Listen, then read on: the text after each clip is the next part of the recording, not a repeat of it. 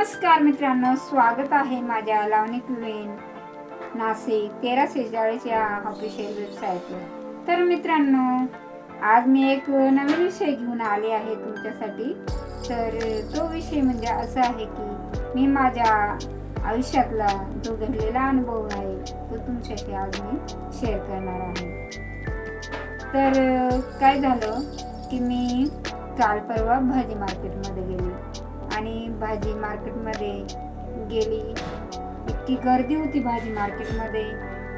तर मी गर्दीत घुसले आणि सुरुवात केली भाजी घ्यायला। मेथीची भाजी घेतली, शेपूची भाजी घेतली, कारले घेतले। नंतर थोडं पुढे जाऊन असं मी एका गल्लीने जात होते, मग मला एका ठिकाणी हरभरा दिसला, परंतु त्या गल्लीला इतकी गर्दी होती की मला जाऊच नाही वाटलं। परंतु मला हरभरा खूप आवडतो, गुळा खायला मला खूपच आवडतं, त्यामुळे मी मग मनाने ठरवलं की चला काहीही झालं तरी या गर्दीमध्ये घुसायचं आणि हरभरा घ्यायचा। मग मी गेली आणि हरभरा विचारलं की दादा कसं दिलं जुडा, तर त्याने सांगितलं की 20ला 1 आणि 2 घेतला तर 30ला 2। मग मी विचार केला एक घेण्यापेक्षा सगळ्यांना म्हणून मग मी 2 जुड्या घेतल्या 30 रुपयाचा आणि जुड्या घेतला, निवडला आणि मी त्याला 50 रुपये दिले। 50 रुपये दिले आणि त्याने मला मग पैसे परत देताना त्याने मला 70 रुपये वापस दिले।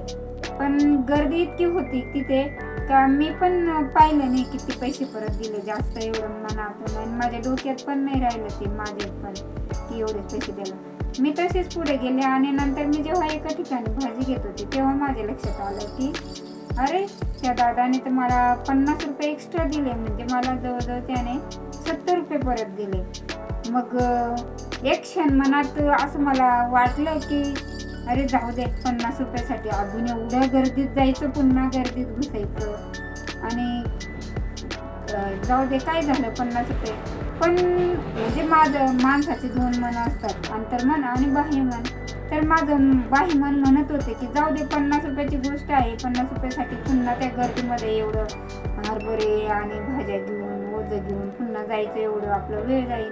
पण लगेच त्या क्षणी दुसऱ्या मनाने मला सांगितलं की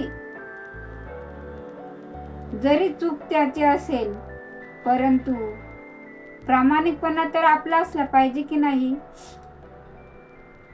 आणि त्या क्षणी मी पुन्हा फिरले आणि मनाने मी निश्चय केला की पुन्हा त्या गर्दीत जायचं आणि त्या दादाला त्याचे पैसे वापस देऊन यायचे। मग मी पुन्हा त्या गल्लीने त्या दादाकडे जायला निघाली आणि मी त्या दादाकडे पुन्हा गेले आणि मी त्याला ते पैसे परत दिले आणि त्याने ते मोजले आणि तो आश्चर्याने माझ्याकडे बघायला लागला आणि म्हटला की ताई, आजकाल कोणी असं परत पैसे देत नाही आणि तू इथपर्यंत आली परत पैसे द्यायला। तर मला खूप आश्चर्य वाटलं। मग त्याच्या मनावर एकदम असं म्हणजे समाधान मला जाणवलं आणि त्याने मला लगेच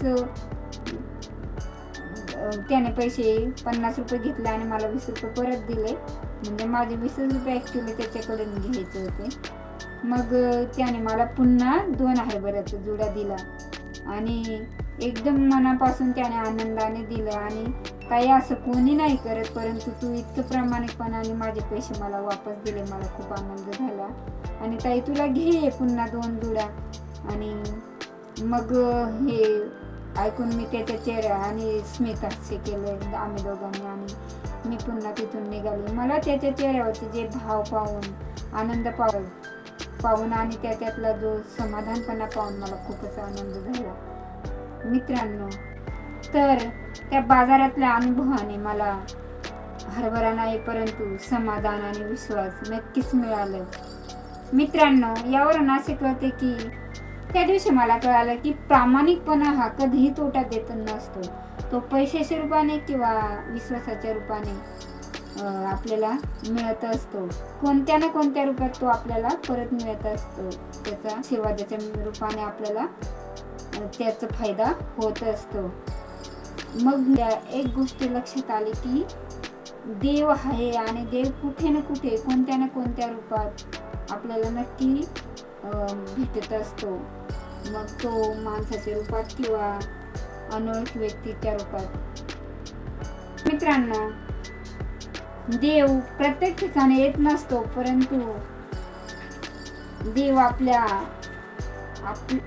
आपली परीक्षा ही कोणत्या ना कोणत्या प्रसंगातून घेत असतो आणि त्या प्रसंगातून आपण किती प्रामाणिक आहात हे बघत असतो. मित्रांनो, जास्त मिळालेले पैसे आपण जेव्हा परत करतो तर त्या पैशापेक्षा तो जो समाधान आणि विश्वास तो पैशापेक्षा नक्कीच मोठा असतो. आणि तुमच्याही जीवनात असा कधी प्रसंग आला तर तुम्ही पण नक्की दुसऱ्याचे पैसे परत करा आणि तेव्हा तुम्हाला कळेल की समाधान काय असतं. चला तर मग, तुम्हाला आवडली की नाही माझी गोष्ट, माझा अनुभव, ते तुम्ही मला कमेंट करून जरूर कळवा. पुन्हा भेटू पुढच्या मोटिवेशनल व्हिडिओमध्ये. आणि मित्रांनो, अजूनपर्यंत माझ्या चॅनलला सबस्क्राईब केलं नसेल तर प्लीज सबस्क्राईब करून घ्या. बेल प्रेस करायला विसरू नका. आणि व्हिडिओमध्ये अजून असेच मोटिवेशनल व्हिडिओ बघण्यासाठी माझ्या या चॅनलवर जा आणि नवनवीन व्हिडिओ बघत राहा. पुन्हा भेटू पुढच्या व्हिडिओमध्ये. तोपर्यंत बाय बाय.